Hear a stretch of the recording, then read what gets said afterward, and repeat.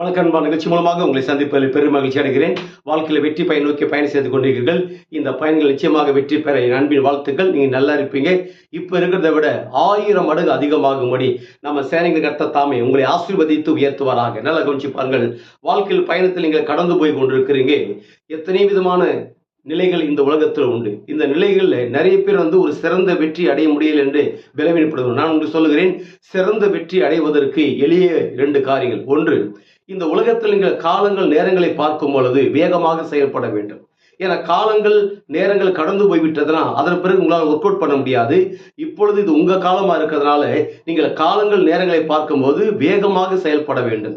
2வது, இந்த வேகமாக செயல்படும் போது நீங்கள் சந்திக்கிற பிரச்சனைகள், பிராபலங்கள், நெருக்கங்கள், வேதனைகள், சஞ்சலங்கள், அவமானங்கள், நிந்தனைகள், பற்றாக்குறைகள், பலவீனங்கள், சோர்வுகள் எல்லாமே கடந்து வரும் பொழுது அந்த நேரம் சோர்ந்து போயிடக்கூடாது. அப்படிப்பட்ட பிரச்சனைகள், போராட்டம் வருகிற நேரங்களில் நீங்கள் பொறுமையாக இருக்க வேண்டும். காலங்களை பார்க்கும்போது வேகமாக இருக்க வேண்டும். பிரச்சனைகளை பார்க்கும்போது நீங்கள் பொறுமையாக இருக்க வேண்டும். எந்த அளவுக்கு நீங்கள் பிரச்சனை நடுவில் பொறுமையாக இருக்கிறீங்களோ இந்த உலகத்தில் அந்தந்த காலங்களில் நீங்கள் விதைக்கப்பட்டதாகப்பட்டது ஒரு மிகப்பெரிய அறுவடைகளாக ரீச் ஆகும். அந்த அறுவடைகளாக வரும்போது நடப்பது என்ன? உங்கள் பொறுமைக்கு கிடைக்கப்பட்ட ஒரு பெரிய மகுடம், கிரீடம் இந்த உலகத்தில் சூட்டப்படும். அது என்ன? நீ வலதுபுறத்திலும் இடதுபுறத்திலும் இடங்கொண்டு பெருகுவாய். நிச்சயமாகவே நீங்கள் பெருகுவீங்க.